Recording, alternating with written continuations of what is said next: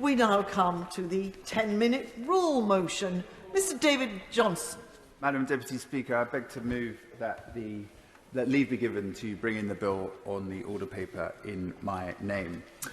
In rising to support this bill today, I build on the work of my predecessor, now in the other place, as Lord Vasey of Didcot, who introduced this bill 5 months before he stood down.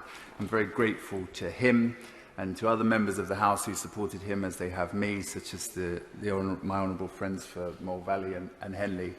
And I'm particularly grateful to the AEAT pension campaign, and there are too many of them to mention, but I will just mention Tony Redding, who's a constituent who chairs the campaign and has worked with me closely on getting to this point.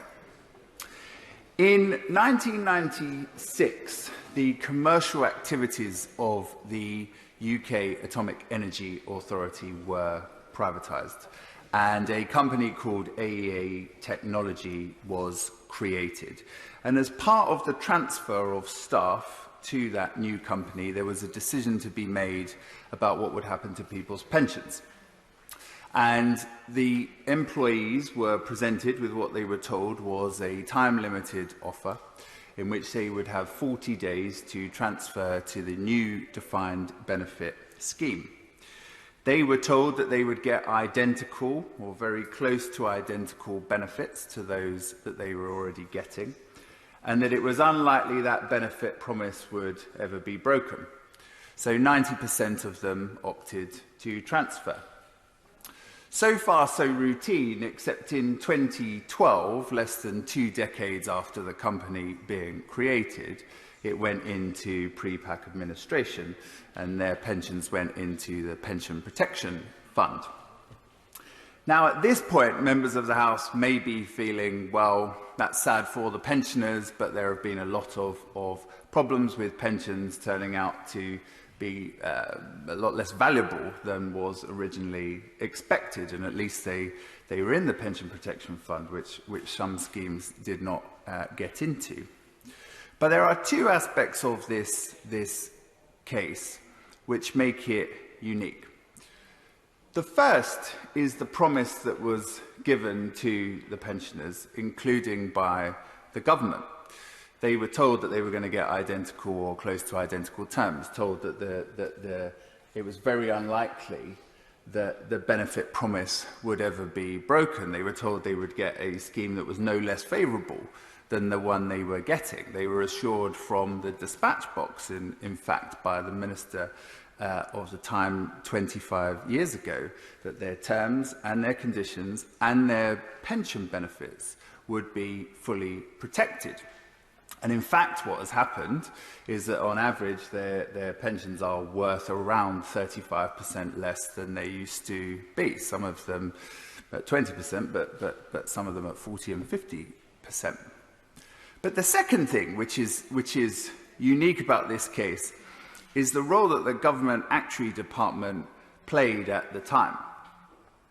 And what happened here was that the Government Actuary Department drafted guidance for the employees to help them make their decision about whether to transfer their pensions or not. But AEAT, the company that had been created, didn't like the look of that guidance. So they wrote to the Government Actuary Department and they said, and I quote, "We believe that the general tone of this note is likely to discourage people from joining the AEAT scheme, ... and we have suggested a few places where the tone may be modified." Now, what they meant by modified, of course, was to strengthen the encouragement being given to the pensioners to transfer, which is where the various promises that they were given came in. It's why 90% of them opted to transfer. And the Government Actuary Department produced that guidance, actually having done no risk assessment of the pension scheme that was the new one that was being created. This was a completely unproven company. And in the light of what happened, the pensioners would have been better with a more cautious note, which told them about the risks that was available. And it's only thanks to dogged work by the Pension Campaign Group that they've managed to obtain the documents through freedom of information, which show exactly what happened in the process to get to a much stronger encouragement to them all to not worry about what was going to happen to their pensions if they transferred. Now, ordinarily in a situation like this, what I would now be doing, I mean, I have the largest number of these pensioners in my constituency, but they're actually spread across the country. Myself, the other members whose constituents are affected would be signing an application to the Parliamentary and Health Service Ombudsman so that the information and advice that was given by the Actuary Department could be looked into. But my predecessor, with other members of this House, wrote to the Ombudsman. I've written, with other members of this House, to the Ombudsman. And both times we've been told that actually it's not within the Ombudsman's remit to be able to look at the advice and information that the Government Actuary Department gave. This is despite the fact that pensioners were told for quite a number of years that their means of getting redress was to go to the Ombudsman.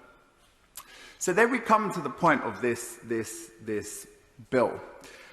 Because we will have an Ombudsman bill that comes before this place at some point, but it's not coming in the near future.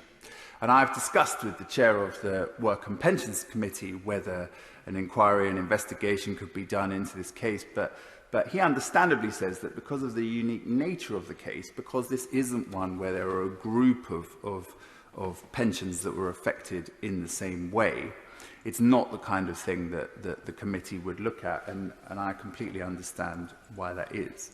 So the purpose of this bill is to enable the Parliamentary and Health Service Ombudsman to be able to look at the information and advice that was given in this case. It's not a bill that's asking for a large amount of money in compensation. It's not condemning the Government Actuary Department.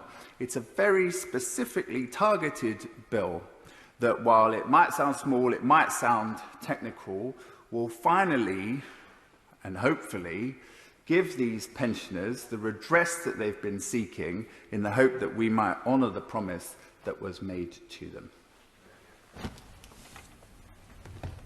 Thank you. The question is that the honourable member have leave to bring in the bill. As members of that opinion say aye. Of the contrary, no. I think the ayes have it. The ayes have it. Who will prepare and bring in the bill? Laura Farris, John Howe, Sir Geoffrey Clifton-Brown, Sir Paul Beresford, Stephen Crabb, Patrick Grady, Charlotte Nichols, Layla Moran, Chris Green, Andy Carter, Chris Loder and myself. The House is commending the honourable gentleman for remembering his entire list with amazement. His entire list. I hope he hasn't left anyone out. David Johnston. Energy Authority pensions transfers. Parliamentary and Health Service Ombudsman investigation bill. Second reading what day? Friday the 10th of December. Remember the date as well. Friday the 10th of December. Thank you.